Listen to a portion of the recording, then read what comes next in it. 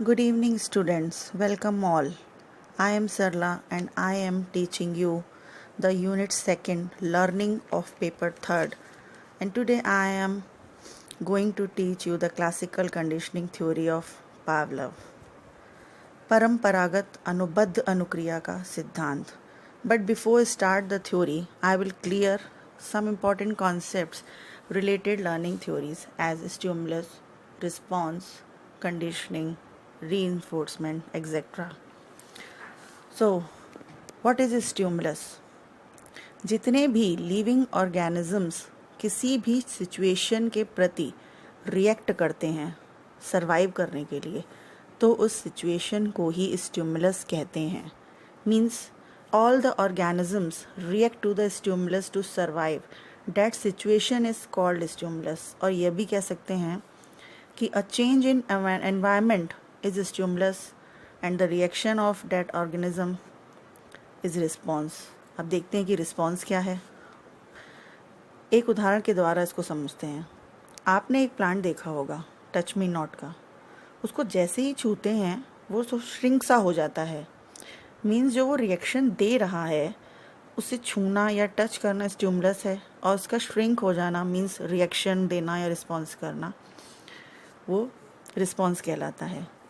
So we can say that उद्दीपक कुछ भी है जिसके प्रति क्रिया या प्रतिक्रिया की जाती है.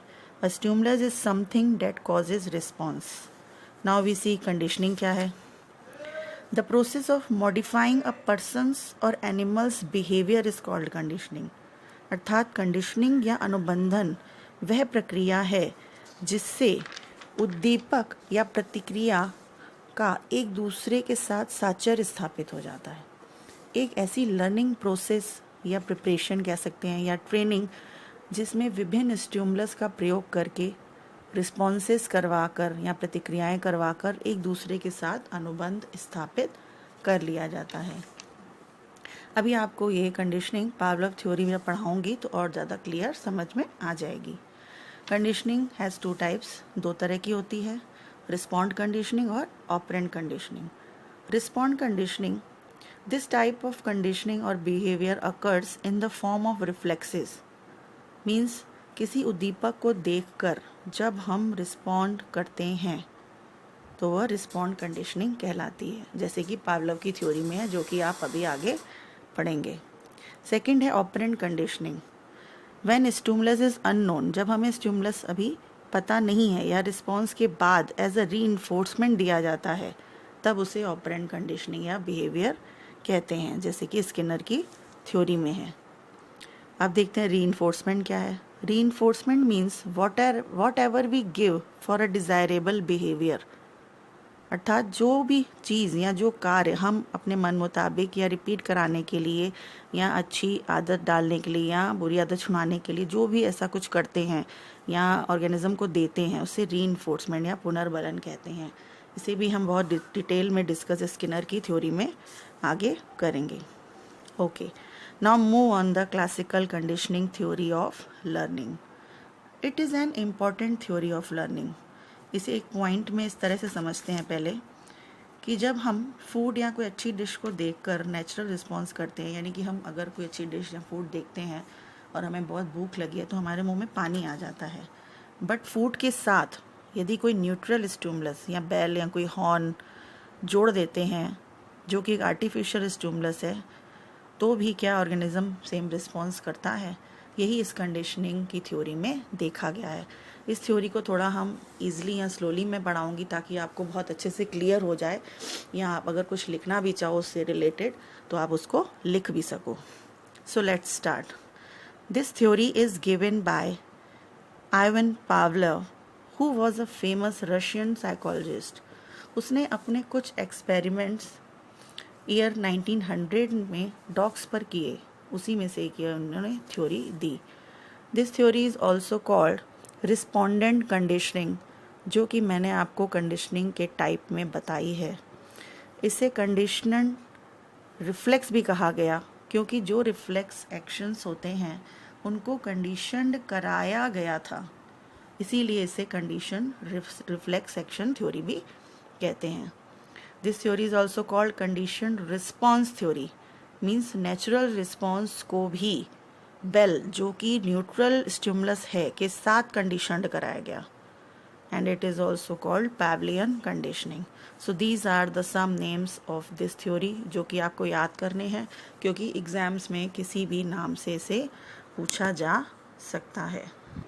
सबसे पहले पावलव द्वारा किए गए एक्सपेरिमेंट को समझते हैं। पावलव ने एक डॉग को अपनी लेबोरेटरी में बंद किया तथा उसकी सैलिवरी ग्लैंड को एक पाइप के साथ कनेक्ट कर दिया और पाइप का दूसरा हिस्सा एक बीकर या जार में डाल दिया ताकि लार या सलाइवा को मेज़र किया जा सके।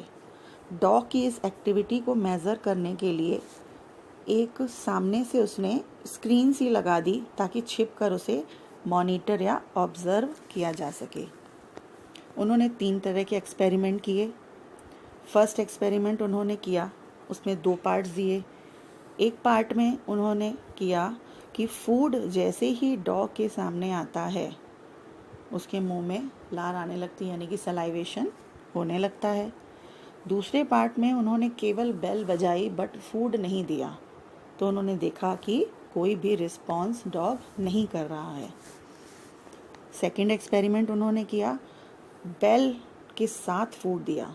जब बेल के साथ फूड दिया जाता है तो उन्होंने देखा कि सलाइवेशन होता है, लेकिन जो वो सलाइवेशन हो रहा था वो केवल फूड को देखकर हो रहा था, उसका बेल से कोई भी मतलब फ़िलहाल नहीं था। थर्ड पार्ट में उन्होंने यह देखा कि जब सेकंड वाले पार्ट को बहुत बार रिपीट किया गया, तो जब थर्ड एक्सपेरिमेंट में उन्होंने देखा कि बेल बजते ही सलाइवेशन स्टार्ट हो जाता है। इस तरह से एक्सपेरिमेंट में 3 सिचुएशन या लेवल्स या स्टेजेस आती हैं, जिसे कि हम डिटेल में समझते हैं, जो कि मैं थोड़ा सा स्लोली बोलूँगी। आप नोट डाउन करना चाहो तो आप नोट भी कर सकते हैं। अब फर्स्ट स्टेज क्या आती है उनकी? फर्स्ट स्टेज को बिफोर कंडीशनिंग कहते हैं, जो कि 2 पार्ट्स में होती है। इसमें अनकंडीशनल स्टिमुलस या नेचुरल स्टिमुलस के प्रति डॉग नेचुरल रिस्पॉन्स करता है, मीन्स फूड देखकर सलाइवा आना नेचुरल रिस्पॉन्स है। और यही इसका सेकंड पार्ट। कंडीशनल स्टिमुलस यानी कि न्यूट्रल स्टिमुलस जब दिया जाता है, यानी कि बेल जब दी जाती है और अनकंडीशनल स्टिमुलस नहीं दिया जाता है, तो नो रिस्पॉन्स, डॉग कोई भी रिस्पॉन्स नहीं करता है। पहले इसके साथ ये सब जो कुछ टर्म्स आए हैं, UCS, UCR, इन सबको थोड़ा सा समझ लेते हैं। UCS क्या है? नेचुरल स्टिमुलस है जो कि इस एक्सपेरिमेंट में फूड है, यानी कि कोई ऐसा नेचुरल स्टिमुलस जिसके प्रति हमारी नेचुरल रिस्पॉन्स हो जाती है, इसको रिफ्लेक्स एक्शन भी हम कह सकते हैं। Second UCR means natural response, यानी कि नेचुरल स्टिमुलस को देखकर जो रिस्पॉन्स हुई, ये जो कि इस एक्सपेरिमेंट में लार का गिरना है, वो है नेचुरल रिस्पॉन्स, यानी कि अनकंडीशनल रिस्पॉन्स, UCR। देन आता है CS न्यूट्रल स्टिमुलस, यानी कि एक ऐसा उद्दीपक जिसे कंडीशनली ऐड किया गया है, सब वैसी ही सेम रिस्पॉन्स लाने के लिए जो कि UCS के साथ आ रही थी। एंड लास्ट है CR, जो कि कंडीशनल स्टिमुलस के प्रति की जाती है, उसे ही कंडीशनल रिस्पॉन्स या CR कहते हैं। ओके, अब सेकेंड स्टेज पर आते हैं, जो कि है ड्यूरिंग कंडीशनिंग, यानी कि जब कंडीशनिंग हम कराने जा रहे हैं, जब कंडीशनिंग की प्रोसेस चल रही है, means at the time of conditioning. इसमें तटस्थ उद्दीपक अर्थात न्यूट्रल स्टिमुलस यानी बेल के साथ UCS या फूड दिया जाता है, तो डॉग UCR या नेचुरल रिस्पॉन्स कर रहा है। बेल को कुछ सेकंड पहले दिया जाता है तथा यह प्रोसेस बार बार दोहराई जाती है। उसके बाद आती है थर्ड स्टेज आफ्टर कंडीशनिंग की, जब बार बार यानी कि ड्यूरिंग कंडीशनिंग में जब बेल के कुछ सेकंड बाद फूड दिया जाता है, CS के बाद यानी कि UCS दिया जाता है, तो कुत्ता समझ जाता है कि बेल हुई है तो अब भोजन आएगा, और वह बेल के तुरंत बाद ही सलाइवेशन करने लगता है, मीन्स उसकी लार बहने लगती है, और इसे CR कहा गया, क्योंकि न्यूट्रल स्टिमुलस के कारण ये रिस्पॉन्स आई थी। जो सलाइवेशन था, अभी UCS उसके सामने उपस्थित हुआ ही नहीं था। UCS उपस्थित होने के बाद अगर सलाइवेशन होता तो वो UCR कहलाती, इसीलिए इसे CR कहा गया। तो कहा जाता है कि उसने CS के साथ वही रिस्पॉन्स दी, यानी कि वो CS के साथ भी वही रिस्पॉन्स दे रहा है जो कि वो UCS के साथ दे रहा था, अर्थात अनुक्रिया नए उद्दीपक के साथ अनुबद्ध हो जाती है। यानी डॉग ने घंटी की आवाज़ को लार आने से अनुबंधित कर लिया, जो कि इस प्रयोग का मुख्य उद्देश्य था। ओके, सो एक बार इसे फिर से शॉर्ट में रिपीट कर लेते हैं। In first situation UCS means unconditional stimulus means food देने पर UCR means unconditional respond means salivation होता है। आप नोट कर लीजिए please. In second stage conditioned stimulus यानी कि रिंगिंग द बेल, बेल बजाने के साथ UCS यानी कि फूड देते हैं तो UCR हमें मिलता है मीन्स सलाइवेशन होता है। And in the last condition condition stimulus यानी कि बेल के साथ ही कंडीशन CR यानी कि कंडीशन रिस्पॉन्स हमें मिलती है। Okay, now some basic concepts are there. इसमें कुछ बेसिक कॉन्सेप्ट्स भी हैं इस थ्योरी में जो कि समझना ज़रूरी है, जिसमें फर्स्ट आ जाता है जनरलाइजेशन मीन्स सामान्यीकरण, सेकेंड डिस्क्रिमिनेशन मीन्स विभेदीकरण, थर्ड एक्सटिंक्शन यानी कि विलोपन, and fourth one is spontaneous recovery यानी कि सडन रिकवरी, स्वतः पुनर्लाभ। फर्स्ट देख लेते हैं जनरलाइजेशन अर्थात सामान्यीकरण। अगर पावलव के एक्सपेरिमेंट में देखें तो डॉग हर घंटी की आवाज़ पर लार टपकाने लगता है, तो हम यह समझते हैं कि उसका बेल के साथ सामान्यीकरण हो गया है। मतलब उसे खाने या फूड आने की बेल का डिफरेंस ही नहीं पता होता। सामान्यीकरण की स्थिति तभी आती है कि जब उसका बेल के साथ कनेक्शन हो गया, लेकिन जब डिफरेंस पता होगा तभी कंडीशनिंग मानी जाएगी, तब हम ये कहेंगे कि कंडीशनिंग हुई है। Means discrimination is important for conditioning, जो कि इसका सेकेंड पॉइंट है। डिस्क्रिमिनेशन विभेदीकरण अर्थात वह भेद कर सकता है कि खाने की बेल कौन सी है और अदर बेल कौन सी है। बट मोस्टली कई बार ऐसा हो जाता है कि उसके समान कोई और भी उसी की तरह कुछ मिलता जुलता साउंड आ जाता है, तो डॉग सेम रिस्पॉन्स करने लगता है। The next point is extinction. Extinction means विलोपन यानी कि लुप्त हो जाना। अर्थात कई बार ऐसा होता है कि CS के साथ UCS यानी बेल के साथ फूड जब नहीं दिया जाता है तो वह रिस्पॉन्स करना यानी कि CR बंद कर देता है। कई बार हम ऐसा करते हैं कि जब रेगुलर बेल बजा रहे हैं और वो उस उम्मीद के साथ शायद सलाइवेशन उसका हो जाता है कि अब बस बेल बजी है तो आगे से फूड आएगा, लेकिन जब 5-6 टाइम या 8-10 टाइम्स ऐसे ही केवल बेल बजाई जाती है तो धीरे धीरे वो समझ जाता है कि अब खाना नहीं आएगा और वो अपनी रिस्पॉन्स करना बंद कर देता है। And the last is spontaneous recovery means स्वतः पुनर्लाभ।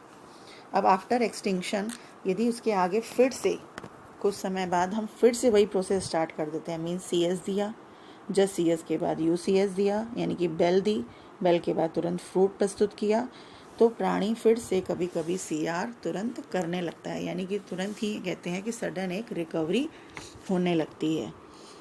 These are the some important terms or concepts of this theory. Now we see the educational implication of Pavlov theory. Pavlov की थ्योरी में जो हमने समझा कि स्टिमुलस के साथ रिस्पॉन्स को अनुबद्ध किया जाता है, और वो स्टिमुलस कौन सा होता है जो कि न्यूट्रल होता है, मीन्स आर्टिफिशियल। नेचुरल के साथ नेचुरल रिस्पॉन्स की जाती है और न्यूट्रल के साथ भी जब वह रिस्पॉन्स करने लगता है तो हम कहते हैं कि उसमें साहचर्य स्थापित हो गया। तो इसका हम एजुकेशन में कैसे एम्प्लीफिकेशन करते हैं ये देख लेते हैं। मोस्टली जब गुड हैबिट फॉर्मेशन हमें करनी होती हैं स्टूडेंट्स में, तब हम इस वाली थ्योरी को अच्छे से अप्लाई कर सकते हैं। जैसे कि बच्चों को देखते हैं, चाहे फैमिली में या स्कूल में, कुछ अच्छी रहने की आदतें, बड़ों की रिस्पेक्ट करनी है, डिसिप्लिन चाहिए, हमें थोड़ा टाइम की पंक्चुअलिटी होनी चाहिए। तो तो इस थ्योरी के अकॉर्डिंग हम उनके अंदर अच्छी आदतें डाल सकते हैं। मीन्स उनको जैसे इसमें भोजन एक तरह से उसके लिए रीइंफोर्समेंट का कार्य कर रहा था, यानी कि भोजन उसको एक पुनर्भरण के रूप में मिल रहा था।